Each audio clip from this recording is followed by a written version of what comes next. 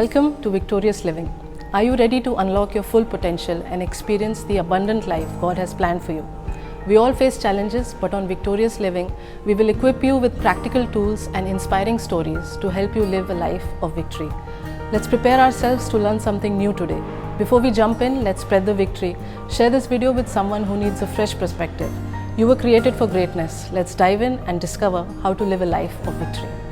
Victorious living के एक और एपिसोड में आपका स्वागत है. We are very delighted to tell you that this programme is blessing so many people. बहुत लोगों को आशीष का कारण ही प्रोग्राम बन रहा है, इसलिए आप सबका धन्यवाद. आपका कॉल, मैसेजेस एंड आपके फीडबैक से हमें बहुत एनकरेजमेंट मिलता है. इससे पहले कि हम शुरू करें, आज हम क्या सीखने वाले हैं बाइबल से, मैं आपको बताना चाहूँगी कि परमेश्वर ने आपके लिए विक्ट्री ऑलरेडी सोच के रखा है. Jeremiah 29:11 says, I know the plans I have for you, plan to prosper you, not to harm you. So ये प्रोग्राम आपके लिए बना है, ये प्रोग्राम आपके लिए डिज़ाइन है ताकि आपके जीवन में विक्ट्री आ सके, आप विक्टोरियसली जी सकें. That is why we have named the programme as victorious living.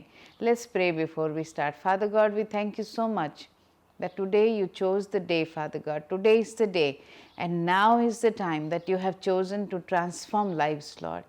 आज परमेश्वर, आज आप अपने पवित्र आत्मा और एनॉइंटिंग का बौछार करेंगे उन सब लोगों के लिए जो हमें देख रहे हैं परमेश्वर.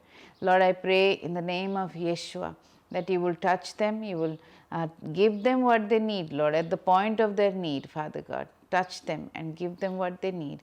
In Yeshua's name I pray. Amen. जो भी आपकी ज़रूरत है परमेश्वर आज उसको पूरा करने वाला है, लेकिन कुछ प्रिंसिपल्स हैं जो परमेश्वर जिस पे काम करता है. Yes, God works with certain principle. Before the foundation of the earth he set the principles for himself. वो एक प्रिंसिपल की अपने बाउंड्री के अंदर काम करते हैं. वो कुछ प्रिंसिपल्स इन्होंने सेट कर रखा है परमेश्वर ने. जैसे पहला प्रिंसिपल है सीड टाइम एंड हार्वेस्ट. दूसरा प्रिंसिपल है कि जब तक अर्थ रिमेन रहेगा, सीड टाइम एंड हार्वेस्ट रहेगा, उसके बाद हम समर और विंटर रहेगा. यानी कि जो परमेश्वर जो सेट कर देते हैं उसके अंतर ही वो काम करते हैं, उसके अंदर. Like he doesn't go out of his own principles. So one of the biggest principle that God has is love. He said in book of Luke that love your enemies. Love your enemies. देखिए यहाँ पे हम पढ़ते हैं, हम total prosperity के बारे में आजकल बात कर रहे हैं कि हम टोटल प्रॉस्पेरिटी में कैसे जिए. देखिए यहाँ पे वर्स में लिखा है, love is the basis of giving. In Luke chapter 6 Jesus said to love your enemies, to do good to those who hate you, to bless those who curse you, and to pray for those who despitefully use you. कई बार ज़िंदगी में ऐसे लोग आते हैं जो हमें लगता है कि वो हमारा इस्तेमाल करना चाहते हैं, या फिर हमारे फेवर का इस्तेमाल करना चाहते हैं, या फिर हमारे कनेक्शंस का इस्तेमाल करना चाहते हैं. And we feel bad some time कि अरे उसने मेरे साथ इसलिए रिश्ता रखा that he despitefully just used me. So हम यूज्ड फील करना पसंद नहीं करते हैं. लेकिन यहाँ पे परमेश्वर ने बोला है कि जो कर्स करता है तुमसे, कई बार हम लोगों के लिए अच्छा करते हैं और हमें वो कर्स करते हैं. हम उनको अच्छा करते हैं और वो बैक स्टैब करके हमारे जीवन से निकल जाते हैं. और हो सकता है ऐसे अजीब से हरकत करके वो निकलते हैं कि हमें ज़िंदगी भर दुख रह जाता है कि आखिर मैंने इस इंसान को मेरे जीवन में क्यों आने दिया. सो बहुत सारी चीज़ें लोगों के द्वारा हमारे साथ होता है जो कि अच्छा नहीं है. सो यहाँ पे इसीलिए परमेश्वर को पता था ये सब कुछ होता है दुनिया में. Jesus was not unaware of what is going on in this earth. Okay, वो इंसान के शरीर पे इस धरती पे आए, इंसानों के साथ वो जिए, और जीसस ने इंसानों के साथ बैठ के खाना खाया, बचपन भी बिताया, अपने यंग एज भी बिताया, अपने डिसाइपल्स के साथ 3.5 साल बिताए. तो जीसस न्यू कि ह्यूमन बॉडी में क्या क्या होता है, इस बॉडी में जब हमें जीना होता है, प्रैक्टिकली लाइफ कैसे होता है. सो इसीलिए उन्होंने बहुत सारे एग्जाम्पल्स चरवाहों के ज़रिए से दिया, फार्मर्स के ज़रिए से दिया. उन्होंने ऐसे एग्जाम्पल्स दिए ताकि हम उसको रिलेट कर पाए, हम अपने जीवन से रिलेट कर पाए. यहाँ पे वो बोलते हैं कि जो लव योर एनिमीज़, जो हमें प्यार करता है उसके लिए तो प्यार करना बहुत आसान है. जो हमारे साथ अच्छा बिहेव करता है उसके लिए अच्छा बिहेव करना बहुत आसान है, लेकिन जीसस हमें चैलेंज कर रहे हैं लूक चैप्टर 6 में, यहाँ पे वर्स 27-28 में, कि love your enemies and do good to those who hate you.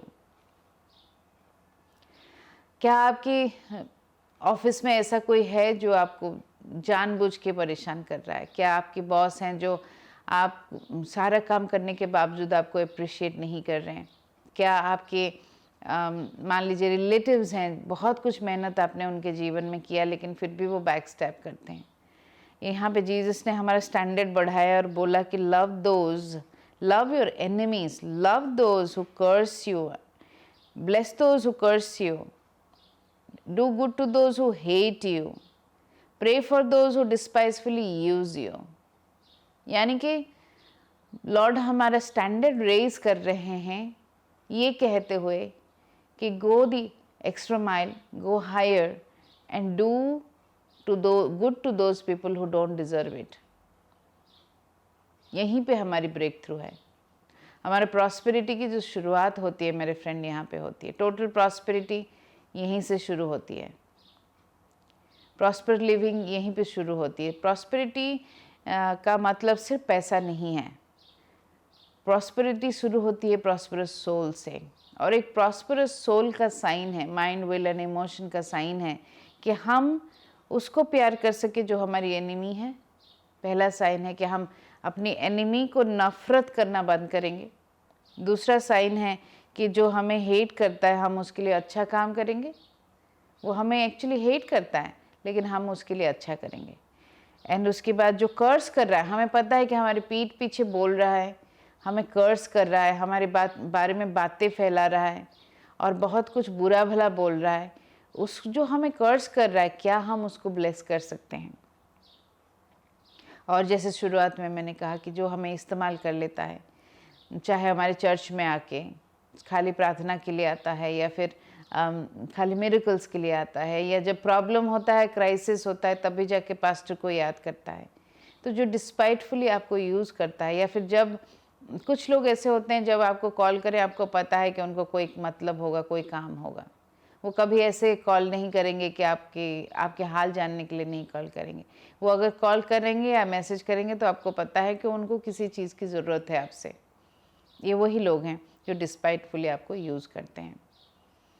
तो क्या आप उनको प्यार करेंगे? क्योंकि क्यों प्यार को इतना महत्व दिया यीशु ने? क्योंकि प्यार से ही हमारी ब्रेक थ्रू की, हमारी प्रॉस्पेरिटी की, हमारी विक्टोरियस लिविंग की, हमारे जीवन में विक्ट्री की शुरुआत सिर्फ प्यार से होती है, जिस दिन हम डिसीजन लेते हैं। सो मेरी पर्सनल एक्सपीरियंस ये है कि 20 साल पहले 2004 में जब पहली बार मैंने बाइबल पढ़ा और लूक 6 पे मैं आके रुकी, मुझे बहुत सारे लोगों से दर्द था जिन्होंने दर्द दिया था। बहुत सारे लोगों ने जिन्होंने फिज़िकली अब्यूज़ किया था या फिर मेंटली अब्यूज़ किया था। यहाँ तक कि मैं अपने मदर को भी माफ़ नहीं कर पा रही थी और रिस्पेक्ट नहीं कर पा रही थी। तो जब लूक चैप्टर 6 में मैंने पढ़ा कि लव योर एनिमीज़, तो मुझे लगा कि अगर एनिमीज़ को प्यार करना है, क्यों ना मैं अपनी मदर से प्यार करूं, क्योंकि उसकी वजह से तो मैं इस दुनिया में आई हूँ।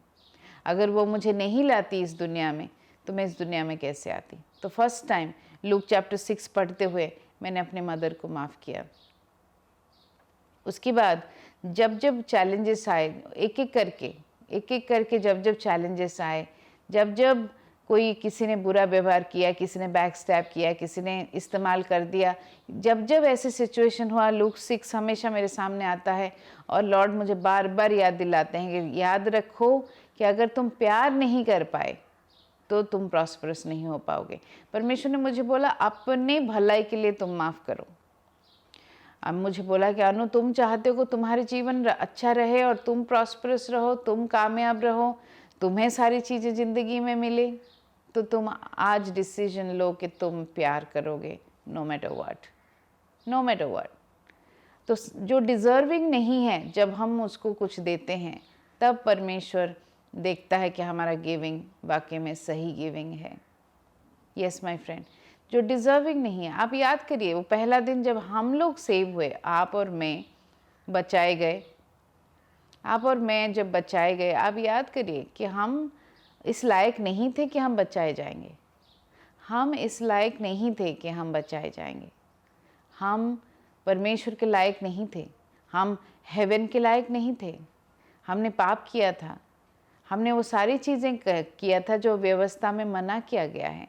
618 लॉ में 10 कमांडमेंट मिला के जो भी कुछ हमने किया उसका ऑपोजिट ही था लॉ का और नियमों का। फिर तब भी यीशु ने हमें बचाया, फिर भी उसने हमें बचाया, फिर भी उसने हमें नई शुरुआत दी, फिर भी उसने हमारे पापों को, श्रापों को माफ़ किया। तो क्यों ना हम दूसरों को माफ़ करें। जब हम डिज़र्विंग नहीं थे और परमेश्वर ने हमें बचाया, तो क्यों ना हम दूसरों को माफ़ करें।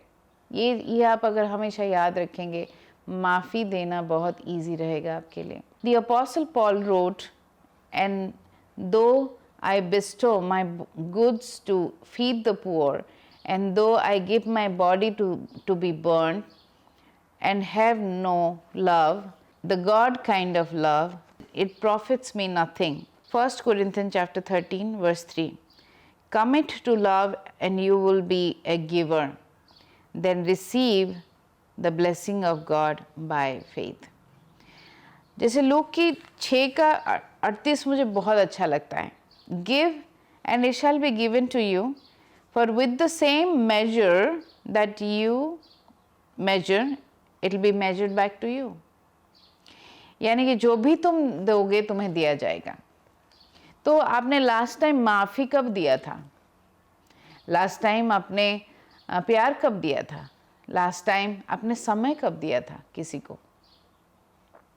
जब हम दूसरों को नहीं दे रहे हैं तो हम ये उम्मीद क्यों रख रहे हैं कि यीशु हमें देगा?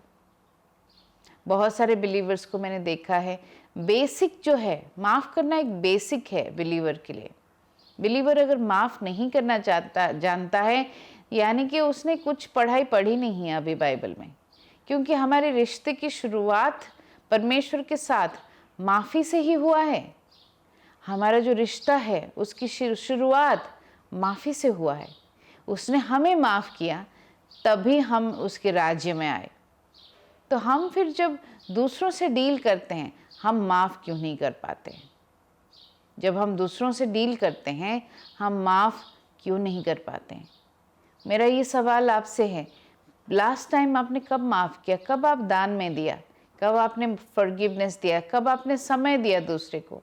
और आप अपनी प्रार्थनाएं करते जा रहे हैं और उत्तर नहीं मिल रहा है, तो कहीं देखिए कि ये तो नहीं कि आपने प्यार करना बंद कर दिया है।